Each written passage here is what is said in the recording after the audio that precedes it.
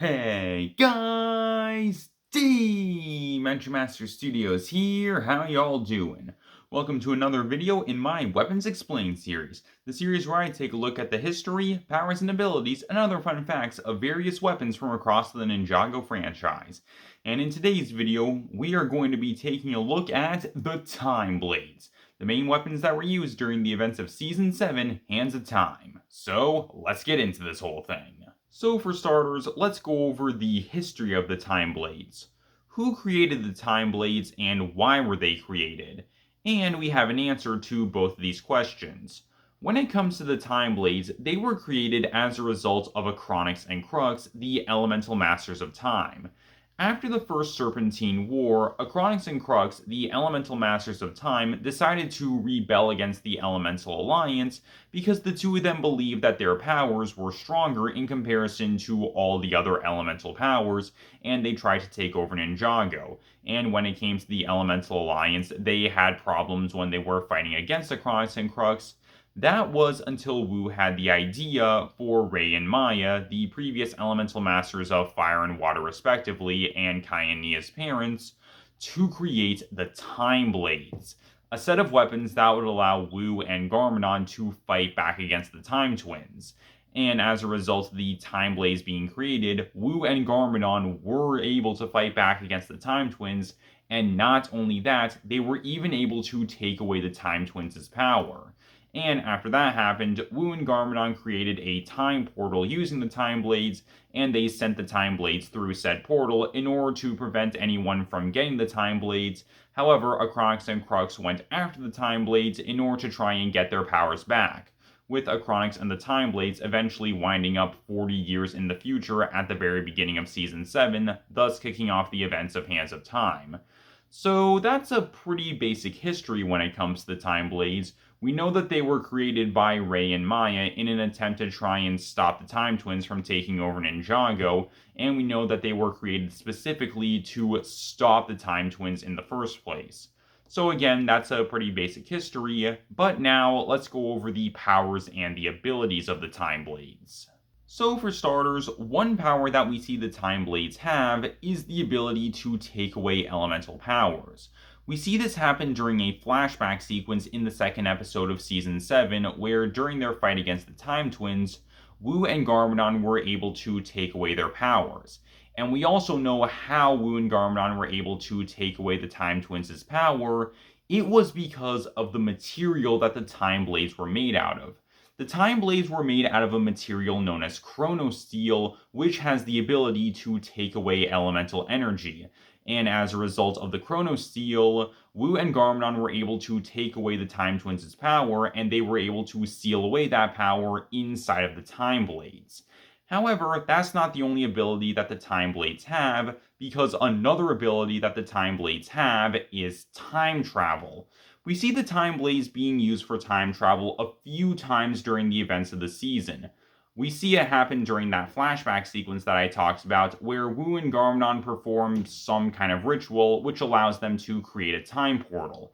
And we also see the Time Twins use the Timeblades towards the end of the season after charging up Iron Doom with the Timeblades, thus allowing them to transform Iron Doom into a time machine, and they're able to send themselves back 40 years into the past. One interesting thing that I want to point out, though, it seems like with Iron Doom, it gave the Time Twins better control over when they would end up when they did the time travel. Meanwhile, when it came to the ritual that Wu and Garmadon did in order to make the time portal, it seems like they didn't have any real control over when the Timeblades would end up, suggesting that when it came to Iron Doom, it had better control over time travel. Meanwhile, when it comes to the Timeblades on their own, there isn't any specific time as to when something would end up after going through a portal created by the Timeblades on their own. Meanwhile, something that can actually control the power of the Timeblades will be better at time travel, which is pretty interesting in my opinion. However, this has never actually been said in the show, and this is more of a headcanon thing on my part. But that's not all, because there's also some powers that are unique to each of the individual Timeblades. So for starters, we have the Fast Forward Blade, and there's two abilities that we see that the Fast Forward Blade has access to. For starters, the fast forward blade essentially gives someone access to teleportation because the fast forward blade can send someone to where they will be at a point in the future. And we see this happen a few times over the events of the season, again, essentially giving someone access to teleportation powers. However, that's not all, because another power that the fast forward blade has is the ability to speed up the aging process. We see this happen to Wu and Rei during the events of Season 7, with the two of them both getting struck by the Time Punch, as Achronix calls it, causing the two of them to age rapidly. And when it comes to the advanced aging, it seems like this can only be undone by the Reversal Blade, because we see this happen to both Wu and Rei during the final episode of Season 7.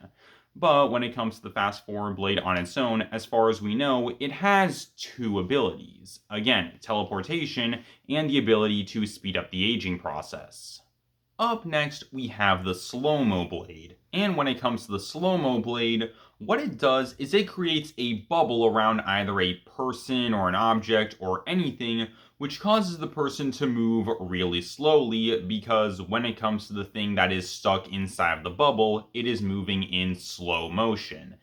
And we see this happen a few times over the events of the season, with characters getting stuck inside of slow-mo time bubbles. However, something that's interesting about these bubbles is that their power can actually be counteracted. We see this happen after the slow-mo blade shows up again in Ninjago, and the ninja and the Vermilion warriors try to go after it, and when Jay powers up his lightning bike with his lightning powers, we can see that his powers are actually able to counteract the slow-mo bubble, because as a result of Jay charging up his lightning bike, he's able to move very, very fast, thus allowing him to counteract the effects of the slow-mo blade. And I think this is pretty interesting, showing that when it comes to the slow-mo blade, there is actually a weakness to this weapon, and it's moving very, very fast. Up next, we have the Pause Blade, and when it comes to the Pause Blade, it gives the user the ability to freeze anyone or anything in time. We see this happen a couple times towards the end of the season, with the Pause Blade getting used to pause people in time. However, when a person does get paused, this only lasts for a few seconds, and eventually they will start moving around normally again. So this isn't a permanent thing that someone can get stuck in. That being said, though, there is another way to get out of being paused, and it seems like the way to get unpaused is essentially to get hit. We see this happen a couple times during the events of the season where someone gets paused, but if they end up getting hit by someone, then they will start to move normally again, which suggests that in order to undo the effects of the pause blade, the person who is paused just has to be moved in some way or another, and they will start moving normally again. And finally, we have the reversal blade. And when it comes to the reversal blade, just like the fast forward blade, it has access to two powers. For starters, the reversal blade has the ability to reverse time, and it gives the user the ability to travel back in time to a certain point.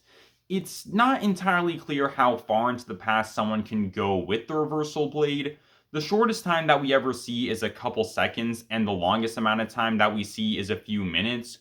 So it doesn't seem like with the reversal blade you could go back hours or days with it. It seems like you can only go back a few minutes at most.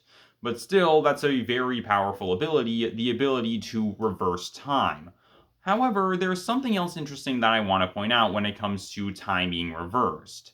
It seems like you need to be holding on to the reversal blade in order to keep all of your memories when time reverses. The reason why I say this is because whenever someone uses the reversal blade during the events of the season, they are the only one who remembers stuff that happened prior to time getting reversed.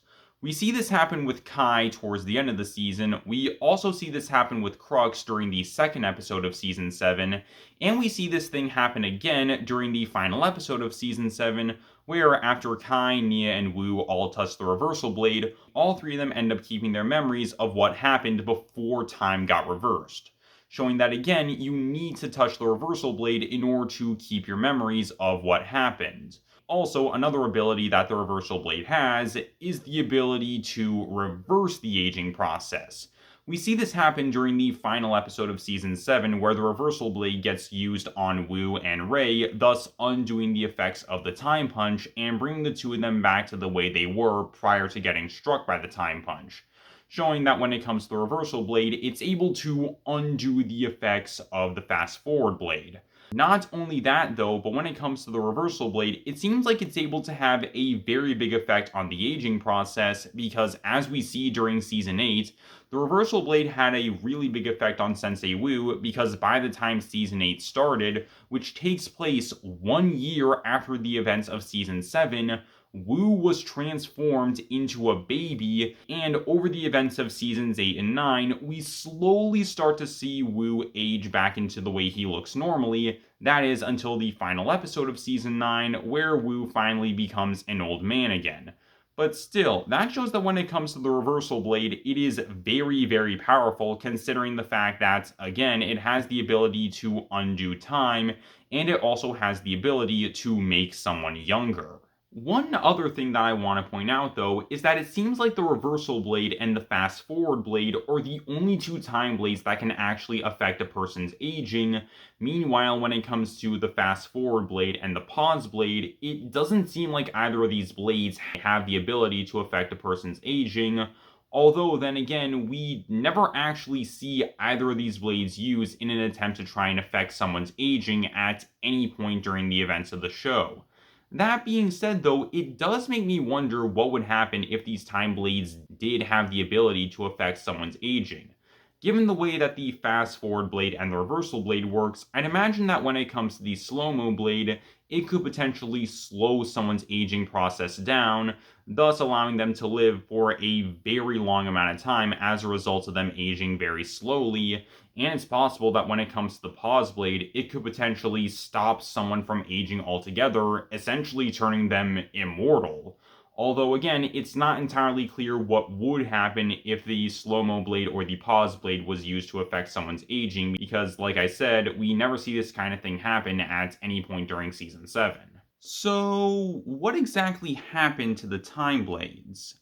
Well, when it comes to the Reversal Blade, we know that the Ninja were able to get the Reversal Blade at the very end of Season 7, and Lloyd said that they should hide the Time Blade away somewhere, meaning that when it comes to the Reversal Blade, it's hidden somewhere so that way bad guys aren't able to get to it. As for the Fast Forward, Slow-Mo, and Pause Blades, that is a different story. During the short golden hour, we see that during Wu's battle against Acronix and Crux, Wu was able to interfere with the systems of Iron Doom, resulting in it, Acronix and Crux, and the Time Blades all getting stuck inside the time stream, meaning that when it comes to the Fast Forward, Slow-Mo, and Pause Blades, all of them are currently stuck inside the time stream, seemingly unable to get out as a result of everything being frozen inside of there. And so that's pretty much all I got for you guys.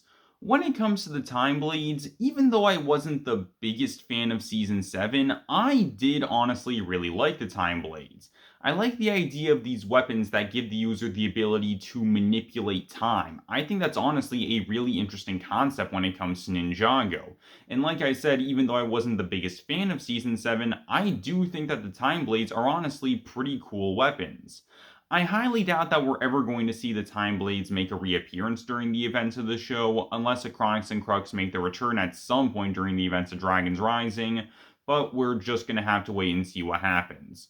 And so that's pretty much all I got for you guys. So tell me down below what do you guys think. Tell me, was there anything that I left out when it came to the Time Blades, and what are your guys' thoughts on the Time Blades? Also, tell me, what weapons do you guys want me to cover next? Tell me down below, and I hope you guys enjoy. Later, guys. This is Dimension Master Studios, signing off.